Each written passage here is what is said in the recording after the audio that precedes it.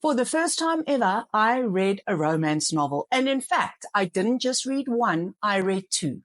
And the news is it was a complete and utter disaster. Hello, my bookworm friends. Kim here, and welcome on back to Bookworm Buzz. Yes, my friends, it is time for my monthly wrap-up. And in today's video, I am going to be going over all the books that I read in the month of May. Now, I have a range. There are a few romances. Yes, believe it or not, there are some romances, and I'm sorry to say it did not go well for me on that front. So I will be telling you about those books. I also have some thrillers. I have a fantasy and so on. I think it's 9. Yes, I have 9 books that I finished in May that I want to chat to you guys about today. So I don't want this video to be overly long, and so I think we should get going. As always, I will start with the book that I enjoyed the least in the month, and I will work my way up to first position. The good news is I did have a 5-star this month, so I'm excited to tell you about that as well. But let's obviously get going with my least favorite read of the month. Now, I must mention, I am not someone who historically has been comfortable awarding 1 stars to books. There are various reasons for that. I don't need to go into it. But the thing that you guys need to know is that I am actually starting to award 1 star. And I am very sorry to say that I have 2 1-star reads for this month. And they are both the romance novels. Oh, my friends, they were just so bad. I just thought they were so bad. They were such drivel. But anyway, let's kick things off. Let me show you the book that came in last place. So this one comes in position number 9 for the month. I did, in fact, give this one 1 star. And the truth of the matter is I actually didn't finish this one. I DNF'd this one at about 65-70%. I just couldn't do it. Now, often when I DNF a book, I actually don't award a star rating to it on Goodreads, and I just get rid of it. I donate it, I sell it, whatever. But in this case, because I had gotten so far, like I say, I had gotten all the way to about 70%, I thought it was fair to actually do a rating. My rating for this book is 1 star. It comes in 9th position for the month. I am not going to go into a lot of detail. I don't like romance. I don't think romance is for me. That's pretty sad because I have bought a number of romance novels over the last few months. I will read them and I will continue to give it a chance. But this one, So before I give you a few pointers about this one is called How to End a Love Story, and the author is Yulin Quang. Now, I'm sorry, my friends, I didn't like it. 1 star, couldn't get through it, couldn't finish it. This book was just drivel. I mean, nothing happens in this book. The premise is that it's almost like an enemies to lovers trope, but yet they're not really enemies per se. It's just that the main female character in this novel hates the main male character in this novel because he was responsible for the death of her sister. Now, what you learn very early on is that she blames him. She calls him a murderer. She doesn't want to have anything to do with him. But the facts are actually that he is not a murderer. He was driving along in his car. Her sister decided to commit suicide. She jumped in front of this vehicle. His vehicle collided with her sister, and the sister was killed. So already right there, I had a little bit of an issue with the setup of the story because that person could even have been her. It could have been you. It could have been me. So I already had a problem with how it was set up and the fact that everybody hates this guy and they're calling him a murderer and all this type of stuff. I mean, the definition of a murderer or of a murder is the intentional, unlawful killing of another human being. So already right there, I had issues. Let's not go further, but I'll leave that at that point. But what then goes on is that they end up, of course, forming a relationship. And the thing that bothered me the most about this story was there was just no story. There was just smut. There was just spice. It was just one scene after the next. And I was yawning and getting so bored. I'm not going to say more than that. Then next up is another romance novel. And unfortunately, I also awarded this one 1 star. And this is this book over here. This one is called Cruel King, and the author is Rena Kent. This is described as a dark romance novel. Because I really enjoy my thrillers and my crime novels to go dark and to be all sorts of messed up, I thought if I am going to try romance, then maybe it will make sense for me to try a dark romance, because that might be my genre. Picking up this book, trying this book, nope. It is not my genre. I did finish this one. I don't know how. I should have DNF'd this one. It's 1 star. I don't know how I finished it. I couldn't stand this book. It was just a teenage romp in the hay. That's basically all it was. The main characters in the story are actually high school students. So already, that's not my jam. I'm not someone who enjoys YA. And then the romance and the characters, I just found them cringy. I found the story cringy. There was zero plot. There was just a bullying type romance, and just the romance that developed, I wasn't keen on it. No, guys, I don't know. This one was not for me. The main characters just read too young. I think that was probably the main problem.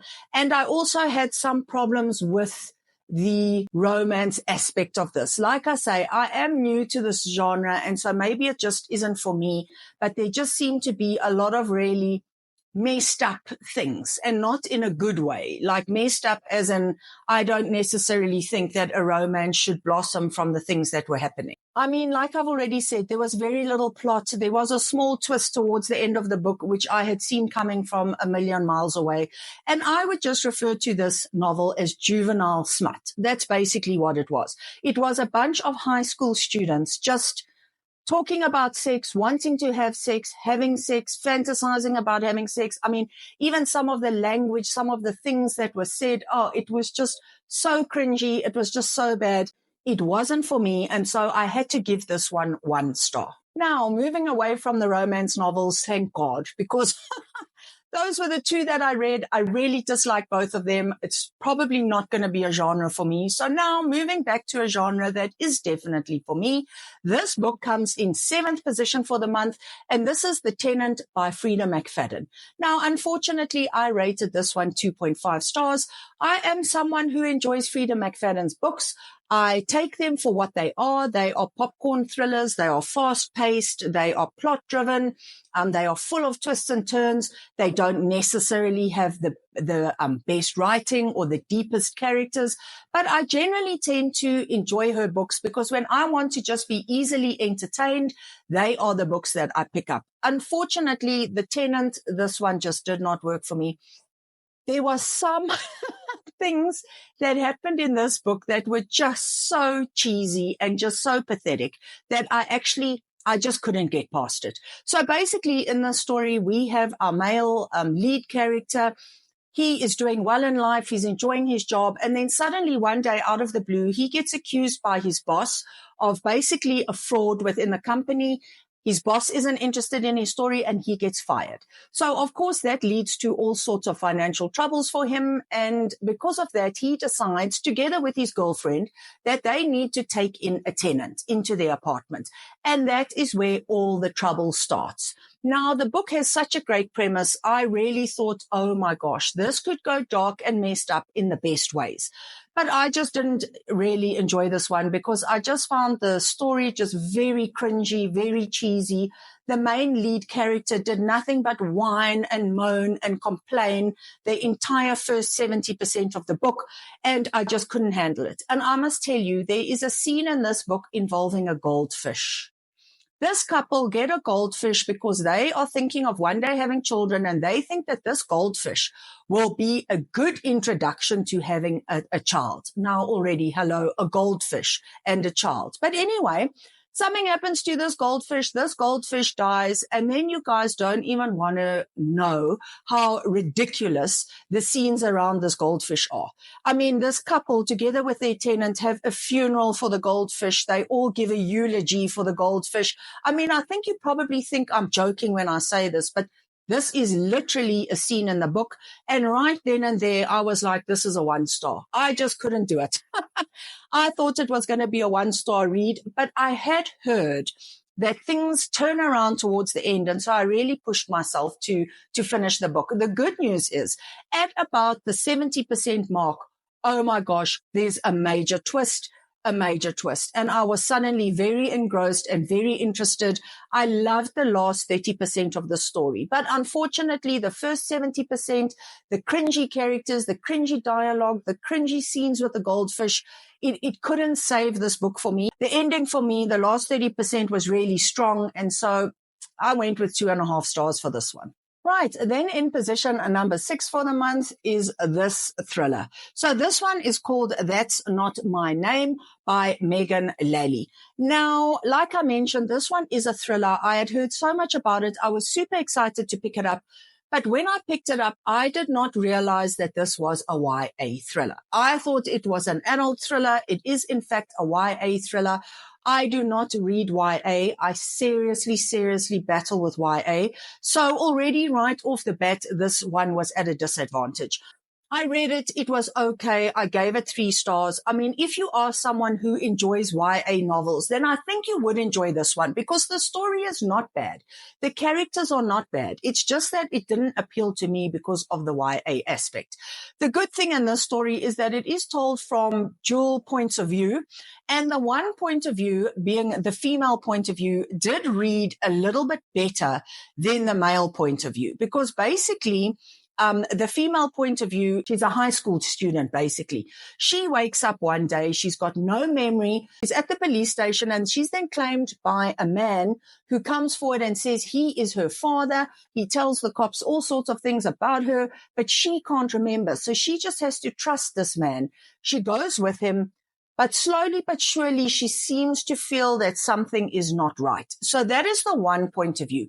Then you have the lead male, who is her boyfriend. He is also a high school student. And of course, him together with some of his other high school friends are on a mission to try and find the main female character in the story. So it's basically these high school students running around trying to solve this crime because, of course, they feel that the police are messing it up and aren't doing a good job, and the story goes from there. So already from the premise, you can see that it is definitely a YA book.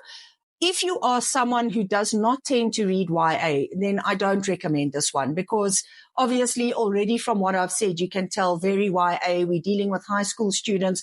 The whole concept of them running around town trying to solve a kidnapping, or let me say it's not really a kidnapping, but trying to unravel the disappearance of this main female character. What happened to her? Where is she? Is she dead? Is she alive? The cops are not doing what they should be doing. Anyway, you get my drift. Very YA. So although not a bad story, it didn't 100% blow me away. And that's why I gave this one 3 stars. Then next up is another thriller. This one is an adult thriller. This one I really enjoyed. It is called You Will Never Be Me. And the author is Jessie Sutanto. Now this one, as I say, adult thriller / mystery novel. I gave this one 3.5 stars. I thoroughly enjoyed this one. Look, if you are looking for all sorts of messed up female characters and toxic female friendships, then this will be the book for you. Because in this story, we basically follow the 2 lead characters, which are both females. They are both social media influencers. And they both have millions of followers. And of course, they are friends, but then something happens and this friendship becomes very dark and it becomes very toxic. And more than that, I won't say. I thought this book made some really good points, and there was some good commentary about social media, about the pressure that influencers feel they are under to constantly gain subscribers, and then questions around how genuine is YouTube and TikTok content when all people are trying to achieve are more and more views and more followers. So if that sounds interesting, then give this one a go. It was a fun thriller. I enjoyed it. 3.5 stars. Nothing to absolutely blow my world apart, but one that I did enjoy reading about. And like I say, really messed up friendships in here, but with some good underlying commentary. Then we have the first of 2 fantasy novels that are making it into this video today. This one is called Path of a Novice, and the author is R.K. Lander. Now, this is an adult fantasy novel. It is the start of a series. I think there are between 6 and 8 books, maybe even 9 in the series. Don't quote me on that, but something like that. And this is the first one in the series. I hadn't heard a lot of people speaking about this one, but when I came across it, I thought it sounded interesting and fun, so I decided to pick it up. I am happy to tell you guys that I awarded this one 4 stars. So as I've already mentioned, it is an adult fantasy. It's the start of a new series. Without going into too much detail, basically you are following the main protagonist here. His name is Falinar. I must just tell you, there are some very confusing and difficult names to pronounce in this book. But anyway, he comes from a certain family where he didn't know his parents. He never knew who his father was. And he was basically brought up by his mom for a small part of his life. And then he went to another family member. And anyway, he develops talents in terms of being able to fight and lead and that sort of thing. And so he goes off to join the army of the Elven Kingdom. And basically the story goes from there. I enjoyed this one because we have a strong male protagonist. He's coming across as very, very likable. He's soft in some ways and really likable in some ways. And then he's a real leader and he displays all sorts of leadership qualities in other ways. I also thought the world building was really good. And I just in general enjoyed the story. So I awarded 4 stars. I'm happy to try book number 2 in the series. I haven't started it yet, but it is on my TBR. And so if you are looking for an adult fantasy series, something about a bit different maybe that you haven't heard about, then try this one because you may just find that this might be a series that you would be interested in. Next up and coming in 3rd position for the month is yet another thriller. I mean, you guys can't be surprised, right? You know I love my thrillers. Anyway, I awarded this one 4 stars. This is A Talent for Murder by none other than Peter Swanson. Now, I love Peter Swanson. I have really enjoyed just about all the books that I've read from him. Now, this one is technically the 3rd book in a series. And I say series loosely because I think you can read these books independently. Now, I had not read the 2nd book in the series, and I had this one on my shelf, and I picked it up, and I read it, and I loved it. And I didn't feel that I was missing out on anything by not having read all the books in the series. So in this book, basically, we are following Martha. Now, the thing with Martha is that she just might be married to a serial killer. And does one need to know more than that? I mean, the minute I heard that line and read that from the blurb, I was hooked and I was like, sign me up. And I loved where this book went. I loved Martha. She was such a morally gray character, but I couldn't help root for her. And I just thought this was such a gripping, entertaining read. Now, this one is a pretty short book coming in at around 250 pages. So there was really no time to get bored. I found the pacing was really great. The story moved along really, really well. Like I say, there weren't a ton of pages. So this is just a fast-paced thriller type book that was really interesting, and I absolutely loved it. If you are a Peter Swanson fan, then definitely give this one a go. I was very happy to award 4 stars to this book. And then for all you ACOTAR fans out there, yes, the good news is I managed to read the 2nd book in the series. So I managed to get through A Court of Mist and Fury by Sarah J. Maas. Now, as I've already mentioned, this one is book number 2 in the series called A Court of Thorns and Roses. This one is a little bit chunkier than book 1, but the good news is I enjoyed this one more than book 1. So book 1, I awarded 4 stars. This book, I decided to award 4.5 stars. Now, I really don't want to say too much about this one because it is a book that is part of a series. So if I say too much, I could spoil things for people who have not yet started the series. So I'm not going to say much about the plot or what happens or, you know, the characters or who's involved. I'm just going to say that this one was really pacey. I thought it was so much fun. I loved all the different characters. I also found the romance aspect much better in this book than in the first book. And although I had heard this book is very spicy and there's a ton of spice and that you must be comfortable with that, I actually didn't find that to be the case. I mean, 95% of this book is just a rollicking good story without having to worry about spice and smut and all the rest. For those of you who do like your spice, yes, there is a little bit. But if you are someone like me who does not like spice and you were worried about this book, I can tell you not to be. The story, the romance, the characters, the world building, what goes on in terms of the plot, that is far more important and far more or a much bigger part of the story than the actual smut. So yes, I really enjoyed this one. I do have the rest of the series. It's a total of 5 books at the moment. So I've got 3 more books to read. And that does not finish the series. I have heard that the series is actually going to be 7 books.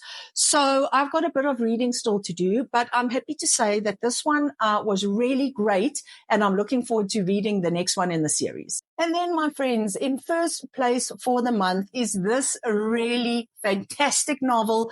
This one is called The Extraordinary Life of Sam Hell, and the author is Robert Dugoni. I am so happy I read this book. I love this one. And so, yes, it gets 5 stars from me. Now, this is not a thriller or crime novel. This is what I would call contemporary fiction / a coming of age story. Let me just warn you, please have your tissues ready. I mean, I know I was also reading this book at a fairly emotional stage for me. Something was going on in my personal life that I was battling a little bit with, and I was feeling quite emotional about things. And this book, with its heavy focus on friendship and families and loyalty and trust and all of that, it was just the right, or maybe the wrong, I don't know, read for me at that time. But based on the fact that I gave it 5 stars, I think we can happily say that it was the right book for me at the right time. It made me cry, and it made me at one point honestly sob. I found this one so heart-wrenching. And that's the interesting thing about this book. It is heartwarming and heart-wrenching at the same time, because we go through life with Sam. Now, Sam gets nicknamed Sam Hell because he is born with a condition whereby the pupils in his eyes are red. And we follow Sam from when he's a little child all the way to adulthood. And of course, because of his red eyes, he gets bullied at school. He has a very tough time at school. But on the opposite side, he makes 1 or 2 amazingly good friends at school. And this is where things get, emotional, because he's got these 2 really good friends, and the 3 of them form such a strong bond and friendship. And they're trying to deal with these awful bullies on the other hand. He's also got a teacher at school that really doesn't like him and is also bullying him. And then you follow Sam's story as he starts to grow up. His relationship, his relationship with his parents, and especially his mother, but also his father. The book goes into that a lot, how much he loves them, he adores them, the amazing relationship he has with them, the amazing life that they give him. And basically, the story sort of goes from there. Like I say, it's a coming of age story. It's really about relationships in all their different forms. It's about friendships and about the relationships you have with your family members and specifically your parents. And it's about life and it's about death. And this book, 5 glorious stars. I absolutely loved it. And I will be very surprised if this book does not end in my top 5, if not my top 3 for 2025. So if you are someone who enjoys a good contemporary fiction type story, if you are someone who does not mind sitting with a bunch of tissues next to you and having a bit of a cry, then this will be the book for you. I absolutely loved it. It was my only 5-star read for the month. And so obviously that is why it comes in first position. So bookworms, that is my wrap up for May 2025. So as you can see, it was really a mixed bag this month. 2 1-star reviews. I mean, never, I don't think, have I had that. So unfortunately, 2 1-star reviews, and unfortunately, both romance novels. I'm going to try a few more and see how we go. But I also had a whole lot of, well, not a whole lot. I had a few 4 stars, a 4.5 star, and a 5-star this month. Well, again, let me not say this month, in the month of May. And so, I mean, overall, it was a really great month. So, my friends, I hope you enjoyed this video. I hope you read some amazing stuff in May. And other than that, I think it's time for me to sign off and say happy reading, my friends. Bye.